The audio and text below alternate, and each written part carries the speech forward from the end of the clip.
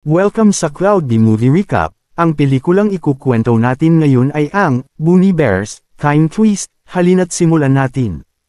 Nagsisimula ang pelikula sa isang tagapagsalaysay na ikinukwento kung paano nagtayo ng pamayanan sa isang kagubatan ang isang logger kasama ang dalawang oso. Naging malapit siya sa mga oso, at dahil sa kanyang potensyal na makapagbigay ng kabutihan sa mundo, nakilala siya sa mundo ng mga hayop at nagsimula ng mga serye ng pakikipagsapalaran kasama ang bago niyang pamilya. Nagpapalit ang pelikula sa isang batang Vic na papunta sa Shen City. Habang papalapit siya sa bus na magdadala sa kanya sa lungsod, napansin niya ang isang job vacancy poster para sa isang tagaputol ng kahoy. Binasa ni Vic ang detalye pero naputol siya ng bus driver na tumawag ng kanyang pansin. Pagdating ni Vic sa masiglang lungsod ng Shen, nagtatrabaho siya bilang programmer. Kilala si Vic bilang isang jack of all trades dahil tumutulong siya paminsan-minsan sa mga kasamahan niya sa trabaho sa paglutas ng mga problema. Kinagabihan, tumawag ang kanyang ina upang kamustahin siya. Nag-aalala ito dahil sobrang sipag at gabi na kung magtrabaho ang anak niya. Depensa ni Vic, kailangan niyang magsikap habang bata pa siya. Kahit ginagawa niya ito para sa pera, hindi pa rin mahal ni Vic ang paulit-ulit na lifestyle niya. Sa gabi, lagi pa siyang binabagabag ng panaginip tungkol sa isang mahiwagang kagubatan at sa pagkakaibigan niya sa dalawang oso. Ang panaginip ay nagbibigay ng pakiramdam ng nostalgia, na tila may kailangang alamin si Vic. Samantala, makikita natin ang isang misteryosong lalaki na minamapo ang lokasyon ng apartment ni Vic. Sa trabaho ni Vic, takot ang lahat sa kanilang istriktong boss na si Julie. Namimigay ito ng termination letter sa kahit maliliit na dahilan. Takot makipagtitigan sa kanya ang mga empleyado. Nagtitipon-tipon sila at pinag-uusapan kung paano naging halimaw ang kanilang boss at sobrang taas na ng pamantayan nito. Habang sila ay nagkukwento, ginagaya naman ni Vic ang paraan ng pagsasalita ni Julie. Sa kasamaang palad, nahuli siya ni Julie.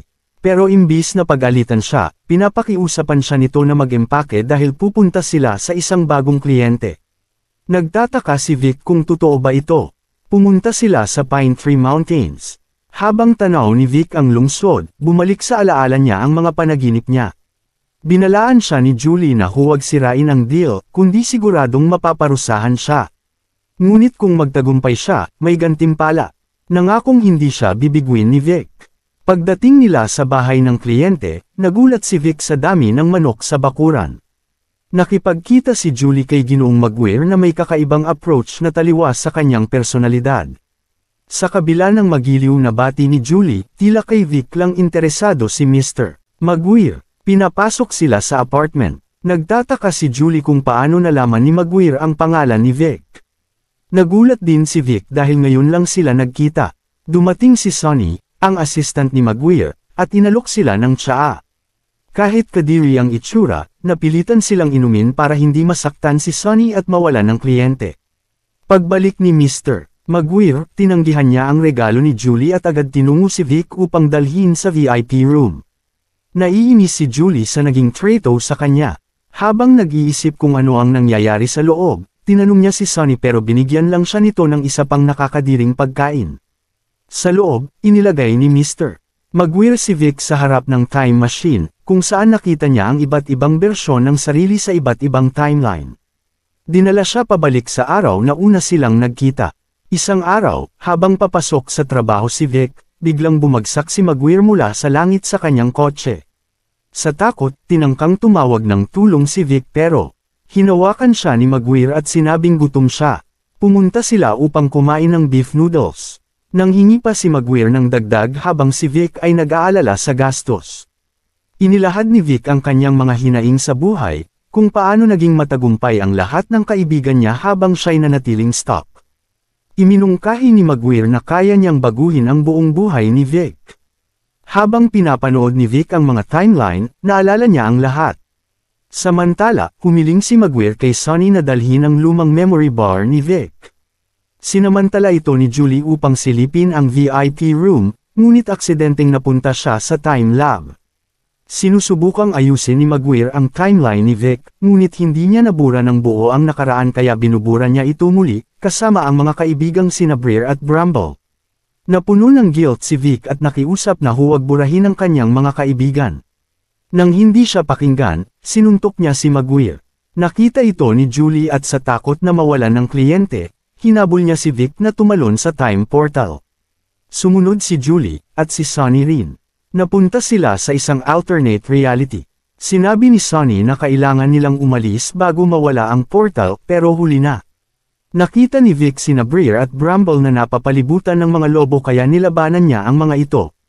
Subalit hindi siya nakilala ng mga oso. Tumayo ring matapang si Julie, pero natakot nang malaman niyang totoong mga lobo ang kaharap nila. Nalaman ni Sonny na kailangan nilang maganap ang isang key event upang bumalik ang portal. Tinulungan niya si Vic na pumutol ng puno na naging susi upang bumalik ang portal. Ngunit nagsimulang maglaho ang lahat. Ipinaliwanag ni Sonny na ito ay isang ilusyon lamang. Nasa isang time debris sila, at sina Briar at Bramble ay nasa ibang timeline. Ipinaliwanag niyang binasag ni Maguire ang lumang timeline ni Vic sa maliliit na bahagi. Kailangan lamang ni Sonny magsulat ng code upang makabalik sila sa orihinal na timeline debris. Habang sinusulat ni Sonny ang code, biglang dumating ang isang nilalang mula sa oras, ang mga Time Enforcers. Pero agad na tinakpan ni Sonny sina Vic at Julie ng Time Shield upang hindi sila masaktan ng mga tagapagtanggol ng oras. Nakaprograma ang mga tagapagtanggol upang protektahan ang isang pagbabagong naganap sa time debris. Pagkaalis ng mga enforcer, ipinagpatuloy ni Sonny ang pag-code ngunit sa kasamaang palad ay may maling code siyang nailagay na nagdulot ng time turbulence. Dahil dito, napunta sila sa ibang alternatibong timeline. Nagalit si Julie at nagdesisyong hanapin ang kanyang sariling daan palabas sa kaguluhang ito sa oras. Gayunpaman, bumalik siya sa grupo nang mapansin niyang may mga mapanganib na palakang maaaring lumamon sa kanya. Sa universo na ito, naging maliliit silang lahat.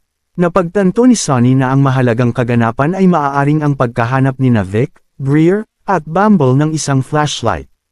Sinubukan ni Vic na ipaalala sa mga bear kung sino siya upang magkaisa sila at hanapin ang flashlight. Ngunit sa halip, binugbog siya ng mga bear. Iminungkahi ni Julie na makipagkaibigan muna sila sa mga bear upang makuha ang kanilang tiwala para magsimula ng misyon ng magkasama. Naisip niya ang isang plano upang mapalapit sa kanila. Niligtas ni Vic ang mga bear mula sa isang gagambang humahabol. Sinabi ni Julie na madaling mapaniwala at mabait si Bumble kaya't madali siyang mapalapit. Ngunit si Briar ay matalino at sobrang maingat, kaya't kailangan siyang paunti-unting kuhanin ang loob.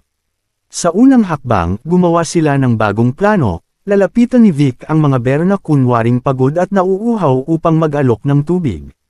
Pagkatapos ng maraming pagsubok, naging komportable na ang mga bear kay Vic at itinuring siyang kaibigan. Dinala niya ang magandang balita kay Julie, ang utak ng operasyon. Ngunit tinanong siya nito kung bakit niya iniwan ang gubat. Ipinaliwanag ni Vic na pakiramdam niya ay isa siyang unang tao matapos magpakahirap sa gubat. Malungkot siya at wala siyang totoong kaibigan. Hayop lang ang kasama niya, at pinag-uusapan na siya ng mga tao. Sa social media, masaya ang buhay ng lahat maliban sa kanya. Parang wala na siyang kinabukasan. Masaya na siya ngayon sa Shen City dahil sapat ang kanyang kita. Bigla namang nahulog ang portraite ng pamilya ni Julie. Nang pupulutin na niya ito, inatake siya ng mga Time Enforcer. Buti na lang at iniligtas siya ni Vic. Inatake ng Time Force ang grupo ngunit tinulungan sila ni Briar at Bumble. Habang tumatakas, nahulog ang savings card ni Vic. Pinulot niya ito ngunit naipit siya sa pagitan ng nilalang. Nagdesisyon sina Briar at Bumble na isakripisyo ang sarili upang iligtas siya. Nang muntik na silang mabura sa kasaysayan, naisip ni Sonny ang isang plano. Ginawa niyang maliliit na bear blobs sina Briar at Bumble at hinati ang kanyang enerhiya. Nahuli ng enforcers ang mga blobs at ikinalat sa iba't ibang timeline. Kinakailangan nilang iligtas ang lahat ng bear blobs at kumpletuhin ang mahalagang kaganapan, kung hindi ay mananatili silang nakulong magpakailanman. Nagkaisa ang grupo at nilakbay ang iba't ibang time debris upang mailigtas ang mga blobs. Gamit ang isang blaster, nahuli nila ang mga enforcer at nailigtas ang mga bear blobs. Pagkatapos nilang makuha lahat, bumalik sila sa dating time debris. Ayon sa tagubilin upang maibalik sina Briar at Bumble sa normal, niluto nila ang mga ito bilang sabaw. Pagkatapos, naalala ni Julie at Vic ang magandang buhay sa Pine Forest. Nagbalik sa normal sina Briar, Bumble, at Sunny. Nagsama-sama silang muli at humingi ng tawad si Vic. Nakakagulat na naging malapit muli sa kanya ang mga bear at sinabing tutulungan siya sa paghahanap ng flashlight upang makumplito ang mahalagang kaganapan. Habang naghawak kamay sila, naalala ni Vic kung gaano siya kasaya noon kasama ang mga bear, at muling nanambalik ang kanyang kaligayahan. Pagkatapos ng misyon, nagpakita ang time portal at bumalik silang lahat sa kanilang mundo. Kailangan na lang sumakay ni Vic sa isang bus patungong Shen City upang mabura ang kanyang timeline sa Pine Forest.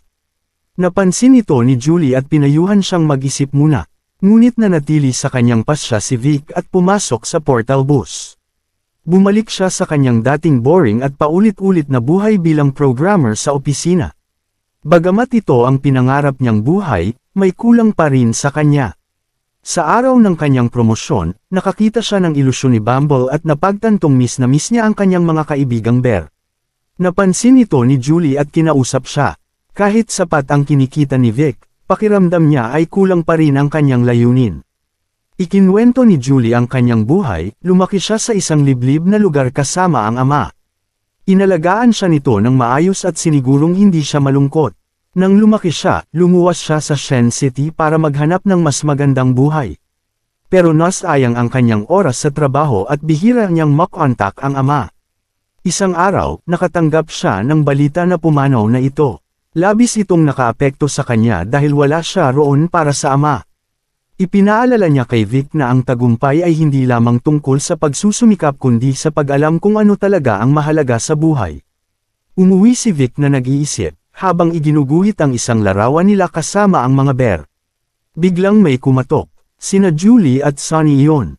May nangyaring masama. Si Maguire ay nag-iipon ng enerhiya sa pamamagitan ng pagpapalit ng timeline ng iba't ibang tao. Nang bumalik sina Vic at Julie sa kanilang mundo, may napansin si Sunny at tinignan ang operation log.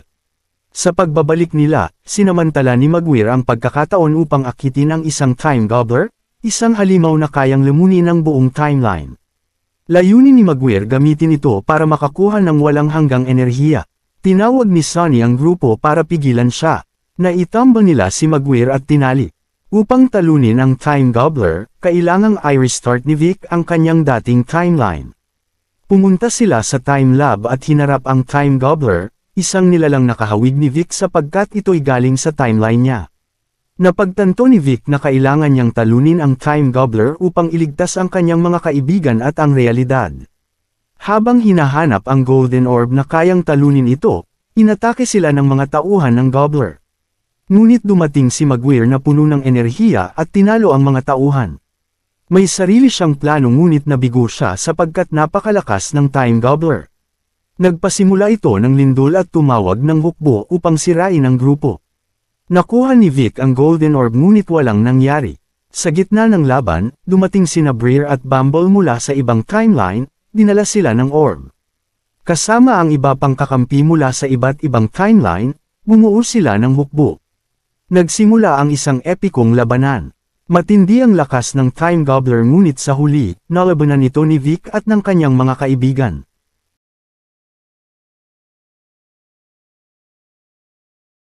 Naging matatag muli ang timeline at bumalik sa normal ang kanilang realidad. Nagdiwang sila at nagkita-kitang muli. Bumalik si Vic sa pagiging programmer, ngunit ngayon, may layunin at pag-asa. Pinahahalagahan na niya ang mga ugnayang mahalaga sa kanya, at alam niyang ang kanyang kapalaran ay nakasentro sa kanyang mga tunay na kaibigan. Dito na nagtatapos ang pelikula. Salamat sa panunood hanggang sa susunod na video.